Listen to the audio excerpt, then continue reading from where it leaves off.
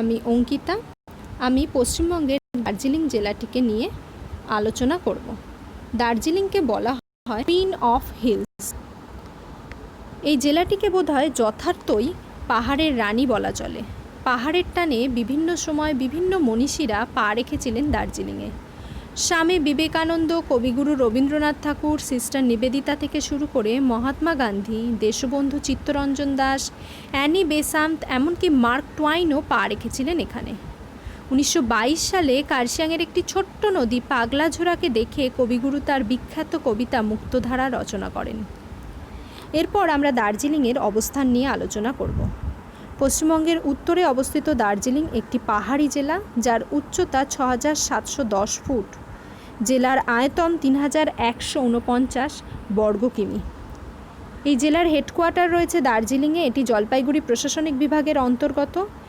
এখানে লেপচা, গোর্খা, শেরপা, ভুটিয়া এবং বাঙালি জাতির লোকেদের বসবাস। এরপর আসা যাক দার্জিলিংয়ের ইতিহাসের কথায়। দার্জিলিং শব্দের অর্থ হলো বজ্রের দেশ। পূর্বে দার্জিলিং সিকিম রাজার অন্তর্গত ছিল। 1780 সালে গোর্খারা বারংবার সিকিম আক্রমণ করে, ফলে নেপাল ও সিকিমের মধ্যে যুদ্ধ বাধে।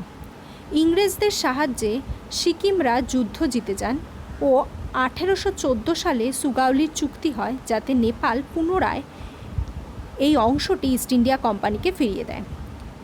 1817 সালে তিতালিয়ার চুক্তির মাধ্যমে ব্রিটিশরা মেচি ও তিস্তা নদীর মাঝের অংশ ফিরিয়ে দেন সিকিম রাজাকে। 1828 সালে পুনরায় নেপাল ও সিকিমের মধ্যে ঝামেলা শুরু হয়। ক্যাপ্টেন লায়টকে এই সমস্যা মেটানোর জন্য নিযুক্ত করা হয়।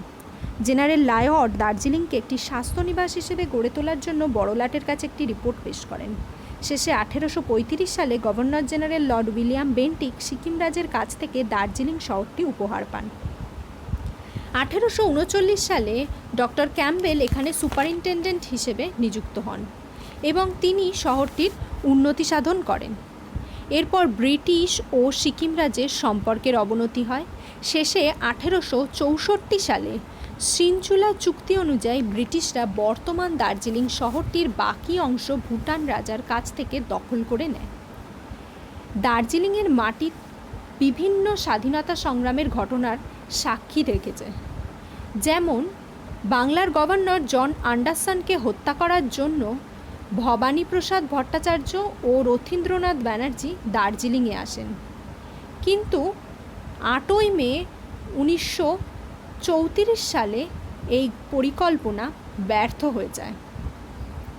নেতাজির ডাকে বিভিন্ন সময় গোর্খারা দলে দলে ইন্ডিয়ান ন্যাশনাল আর্মিতে যোগদান করেছিলেন।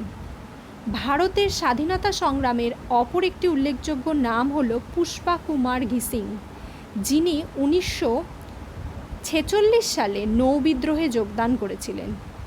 ডাল বাহাদুর গিরি ও অন্যান্য বিখ্যাত সব স্বাধীনতা সংগ্রামীর নাম দার্জিলিংয়ের ইতিহাসের সঙ্গে যুক্ত।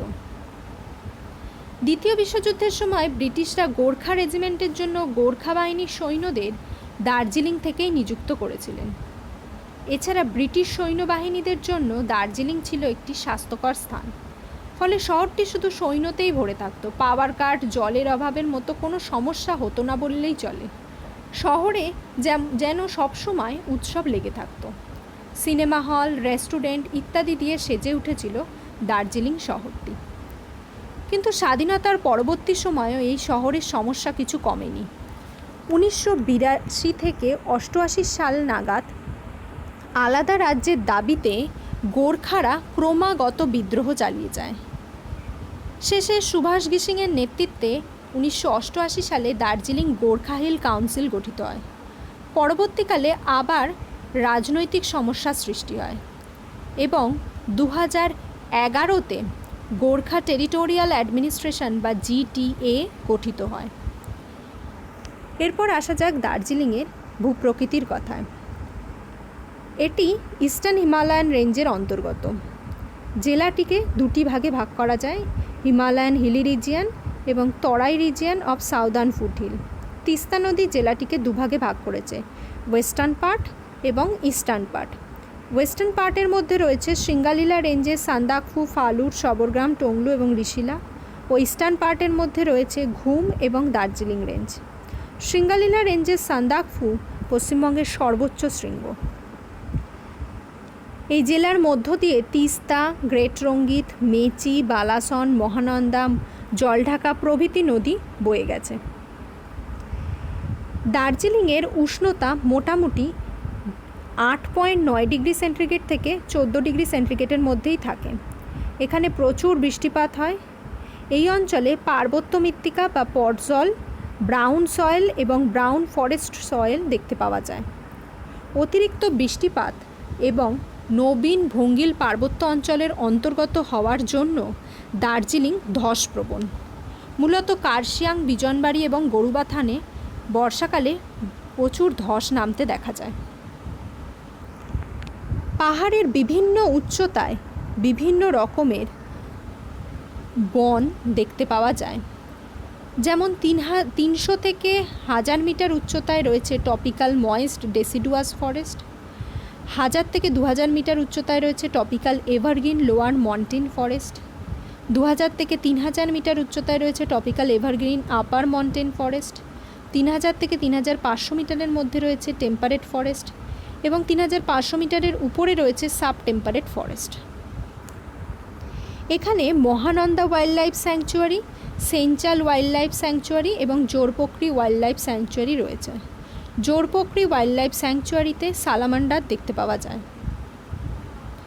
এখানে একটি ন্যাশনাল পার্ক রয়েছে, সিঙ্গালীলা ন্যাশনাল পার্ক। এছাড়া রয়েছে টংলু বায়োডাইভার্সিটি হেরিটেজ সাইট ও ধৌত্রে বায়োডাইভার্সিটি হেরিটেজ সাইট। দার্জিলিং জেলায় বিভিন্ন পশু ও পাখির রয়েছে, যার মধ্যে উল্লেখযোগ্য হলো রেড প্যান্ডা এবং প্যাঙ্গোলিন, এই দুটোই রেয়ার স্পিসিস। দার্জিলিংয়ের অর্থনীতি মূলত 6টা টি এর উপর নির্ভর করে। Tea, teak, tourism, toy train, Tiger Hill, trekkers paradise. প্রথমে আলোচনা করা যাক চা শিল্প নিয়ে। দার্জিলিংয়ের অর্থনীতি মূলত চা শিল্পের উপরই নির্ভরশীল। দার্জিলিংয়ের চা স্বাদে এবং গন্ধে পৃথিবী বিখ্যাত। এখানে 78টি টি এস্টেট রয়েছে। টোটাল 144টি চা বাগান দেখতে পাওয়া যায়। ডক্টর ক্যাম্পবেল এখানে এক্সপেরিমেন্টাল বেসিসে প্রথম চা গাছ লাগান।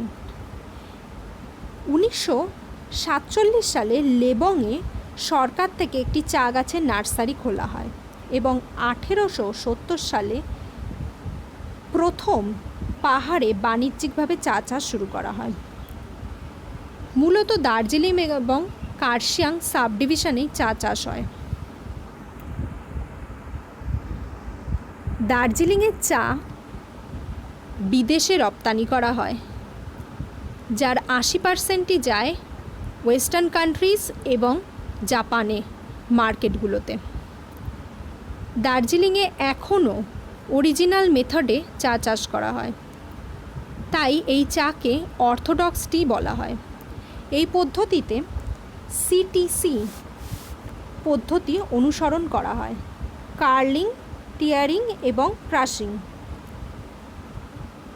বর্তমানে টি ট্যুরিজম নামে একটি ট্যুরিজম বিপুল জনপ্রিয়তা অর্জন করছে। এই ট্যুরিজমে দেখতে পাওয়া যায় ট্যুরিস্টরা চা বাগানেরই বাংলোতে থাকেন, চা উৎপাদন অনুভব করেন, চা বাগানে ঘুরে বেড়ান। 1986 সালে দার্জিলিংয়ের চাকে আলাদাভাবে চিহ্নিতকরণ করার জন্য ভারতীয় টি বোর্ড দার্জিলিং লোগো দিয়েছিলেন। 1999 সালে দার্জিলিংয়ের চা প্রথম জিআই ট্যাগ পায়। দার্জিলিংয়ে ব্ল্যাক টি, উলং টি, গ্রিন টি, হোয়াইট টি, ব্লেন্ডেড টি, ফ্লেভার টি, সেন্টেড টি এবং সিজনাল ব্লেন্ড বিভিন্ন ধরনের চা উৎপাদন করা হয়। প্রসঙ্গত বলে রাখি, ডক্টর অ্যান্ডারসনের তত্ত্বাবধানে 1862 সালে মংপু পাহাড়ে প্রথম সিনকোনার চাষ শুরু করা হয়। দার্জিলিংয়ের অর্থনীতির আরেকটি গুরুত্বপূর্ণ অংশ হলো ট্যুরিজম ইন্ডাস্ট্রি। 1840 সালে দার্জিলিংয়ে এবং কার্শিয়াংয়ে প্রথম একটি করে হোটেল তৈরি করা হয়েছিল এবং 1840 সালের মধ্যে পাংখাবাড়ি থেকে রাস্তাও তৈরি করা হয়। ডক্টর ক্যাম্পবেলের চেষ্টায় 1852 সালে এটিকে স্বাস্থ্য নিবাস হিসেবে গড়ে তোলা হয়। দার্জিলিংয়ে আসার ফেভারেবল টাইম হলো মার্চ থেকে মিড জুন এবং অক্টোবর থেকে ডিসেম্বর। প্রতি বছর এখানে প্রচুর ট্যুরিস্ট আর ট্রেকাররা ভিড় জমায়। দার্জিলিংয়ের বেশ কিছু গুরুত্বপূর্ণ ট্যুরিস্ট স্পট হলো লেপচা জগৎ, Lamahatta, Mungpoo, piece pagoda, rock garden, Takdah, zoological park, Singalila national park, happy valley tea estate, Gopaldhara tea estate. এর মধ্যে টাইগার হিল 2590 মিটার উচ্চতায় অবস্থিত। এখান থেকে সানরাইজ এবং কাঞ্চনজঙ্ঘা দেখার জন্য প্রচুর ট্যুরিস্ট আসে। 1919 সালে বাতাসিয়া লুপ তৈরি হয়। এটি একটি রেলওয়ে লুপ। এখানে একটি ওয়্যার মেমোরিয়ালও আছে। এছাড়া সবথেকে পুরনো বোটানিক্যাল গার্ডেন রয়েছে দার্জিলিংয়ে। ভারতের সবথেকে পুরনো mountaineering institute Himalayan mountaineering institute রয়েছে দার্জিলিংয়ে। এছাড়া আছে রাজভবন, স্টেপ অ্যাসাইড যেখানে চিত্তরঞ্জন দাস দেহত্যাগ করেছিলেন, 1875 সালে তৈরি হওয়া ঘুম মনেস্ট্রি, নেতাজি সুভাষচন্দ্র বোসের মিউজিয়াম এগুলি রয়েছে। প্রতি বছর মানেভঞ্জন, টংলু, সান্দাকফু, ফালুট এই রুটে প্রচুর ট্রেকার ট্রেক করতে আসেন।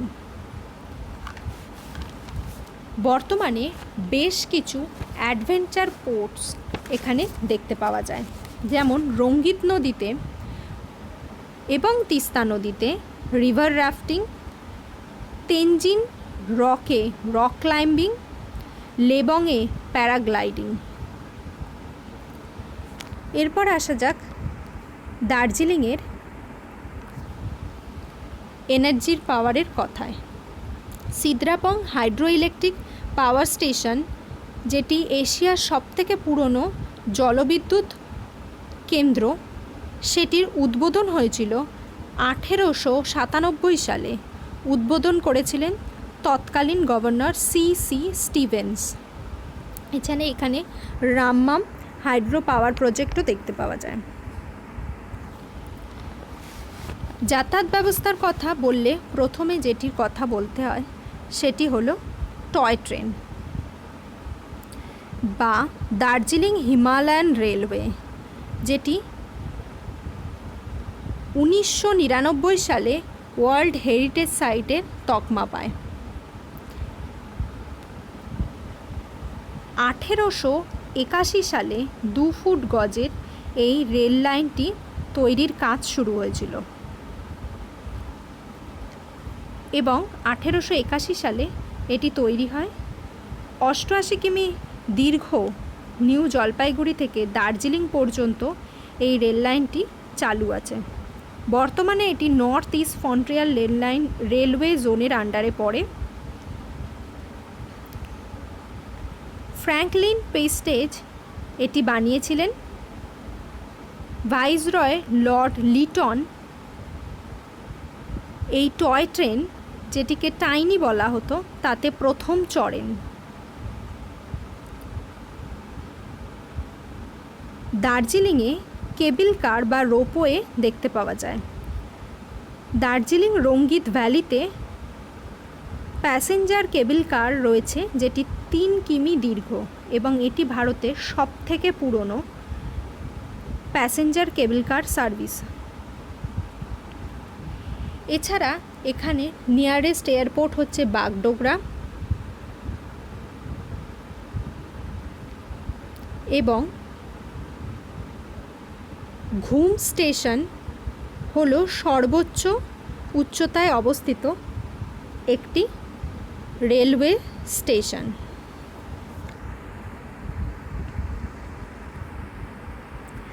দার্জিলিংয়ের বিভিন্ন এডুকেশনাল ইনস্টিটিউশনগুলি ব্রিটিশ আমলেই তৈরি হয়েছে, যার মধ্যে বেশ কিছু ইম্পর্টেন্ট শিক্ষা প্রতিষ্ঠান হলো Saint Paul school, Dow Hill, Saint Joseph college, Mirik college, Darjeeling government college, university of North Bengal, Darjeeling polytechnic ইত্যাদি। দার্জিলিংয়ের বিখ্যাত খাবার হলো মোমো, থুপকাস, দার্জিলিংয়ের চা। এরপর আসা যাক বেশ কিছু গুরুত্বপূর্ণ ব্যক্তিত্বের কথায় যারা দার্জিলিংয়ের সাথে যুক্ত। প্রথমেই বলা যায় তেনজিং নোরগের কথা। তেনজিং নোরগে এবং নিউজিল্যান্ডের এডমন্ড হিলারি 29শে মে 1953 সালে জন হান্টের নেতৃত্বে এভারেস্টের শিখরে পৌঁছন। সেখানে সকাল 11:30 পৌঁছানোর পর প্রায় 15 মিনিট কাটিয়ে তারা নেমে আসেন এবং স্বীকৃতিস্বরূপ দ্বিতীয় এলিজাবেথ তেনজিং নোরগেকে জর্জ মেডেল উপহার দেন। তেনজিং নোরগের অটোবায়োগ্রাফি ম্যান অফ এভারেস্টে তিনি জানান যে প্রথম হিলারি এভারেস্টের শিখরে পা রেখেছিলেন। 1959 সালে ভারত সরকার তাকে পদ্মভূষণ উপাধিতে ভূষিত করেন। 2013 সালে নেপাল সরকার 7,916 ফিট উঁচু পাহাড়ের চূড়ার নামকরণ করার প্রস্তাব দেন তেনজিং পিক নামে, যেটি নেপালে অবস্থিত। এছাড়া এখানের একটি গুরুত্বপূর্ণ ব্যক্তিত্ব হল নীরা দেবী ওয়াইবা, যিনি all India radio grade A Nepali folk singer. এছাড়া বাঙালি হিসেবে পাহাড়ি সান্যাল, সুমিত সান্যাল এরা বাংলা সিনেমা জগতে বিখ্যাত। ভগিনী নিবেদিতা দার্জিলিংয়েই দেহত্যাগ করেছিলেন। অঙ্কিতা দাস একজন বিখ্যাত ইন্ডিয়ান টেবিল টেনিস প্লেয়ার।